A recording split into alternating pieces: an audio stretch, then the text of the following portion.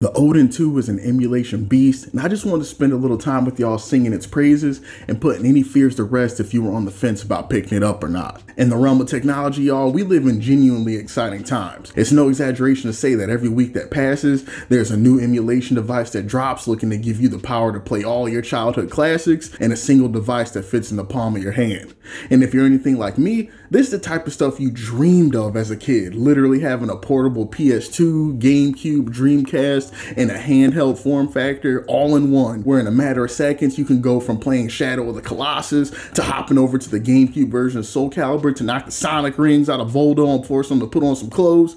The idea of a device like this existing just a decade or two ago would have folks asking you how many bath salts you just got done huffing. But look where we're at now. The insane part is that the pendulum has now almost flown too far the other direction, where we're so poisoned for choice on all these emulation consoles with all these companies vying for the money in your pocket that it can be difficult to know which of these things are worth checking out at all. Over the course of the past few years, I've had the opportunity to try out a pretty significant number of these devices, from Ambernick to Miu to the Trim UI, and I plan on giving y'all some of my thoughts on those bad boys at a different day. But what I can safely tell you without a doubt in my mind is that if you have the funds and the motivation, the AYN Odin 2 is truly the king of retro emulation right now, point blank, period. With its specs, it's low-key barking up the tree of the handheld PC market with the likes of the Steam Deck and the other big boys, but it being an Android-based handheld, there are simply going to be certain things that are off the table. But if you know what you're getting into, that's absolutely okay. If you're someone who wishes to be able to emulate games from the Atari all the way up to the Switch era, even though you didn't hear that from me, because we all know how the Nintendo cops get down at this point, then I'm hard-pressed to believe you are going to be able to do better than the Odin 2. Now, we've gotten to a point where there are a number of devices that'll get you emulating all the way up to about the PSP era pretty safely at a much lower price point than what you're going to pay for the Odin 2. But finding devices that can accurately emulate games from the GameCube, PS2, and Wii era becomes significantly more difficult to find when dealing with these handheld game consoles. And it's that ability right there that sets the Odin 2 apart from so much of the competition.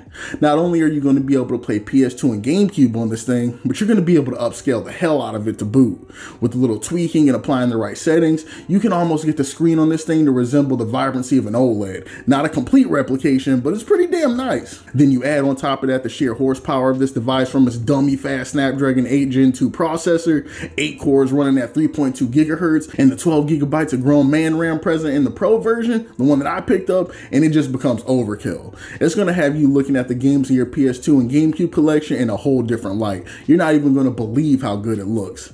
I have yet to find a game from my PS2 collection that this fella could not crush. Even the harder stuff like your God of Wars to the more obscure stuff that I like to play on the PS2 like the Berserk games and other wild import titles. This thing runs like an absolute champ.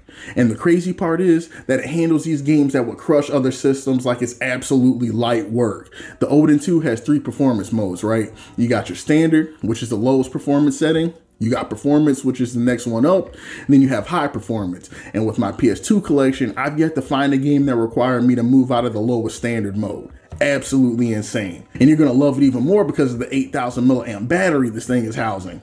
Homies, the battery in this thing lasts so long. The Odin 2, no crap, is like the ultimate travel device. When you couple the potential library size once you have all your games you want on it, the portability of it, on top of the sheer size of the battery this thing houses, and you have an argument for it being the top dog on the airplane/road trip and gamers console list. Your boy has a Steam Deck OLED as well, and as much as I love that thing and the improvements Valve made with it, most of the time if I'm traveling and want a game, it's the Odin 2 that's coming with me strictly off the fact of its size and battery. The Steam Deck is a hoss, but it's built like one too. But with the Odin 2, you can just pick the thing up raw, throw it in the case if you're not an absolute madman, head out the door, and you're golden. And speaking of performance and things this bad boy can emulate, it also runs a certain nuked Nintendo Switch emulator like an absolute beast as well. Not that I would know or anything.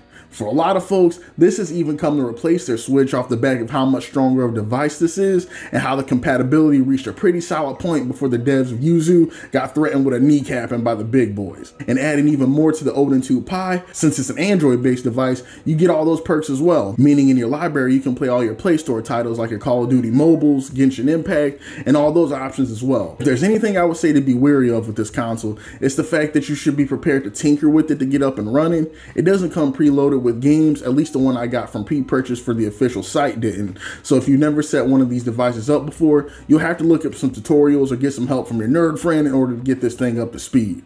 But for those of you worried, I promise it's not terrible at all getting this thing going, even as a noob, and you watch a couple of retro game core videos or two, you'll be golden. And also this brings us to the price. With the premium performance of this thing, you're gonna be paying a premium price, with the Pro model that I own now coming in at around 370 bucks. There are also two other product SKUs, one for $299, which is the base model, and the Max, which is now 459 bucks.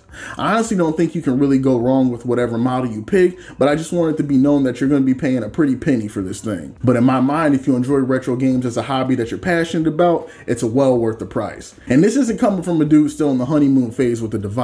I got it around December of last year, so I've had a decent amount of time with it now and still love the thing as much as I did when I got it.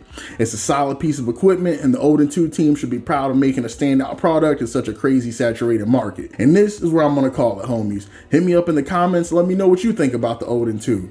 Do you already have one? And if so, what do you think about it? And if not, do you want one, or what's keeping you from moving forward on it? Thank you all so much for your time, and I'll catch you again in the next one.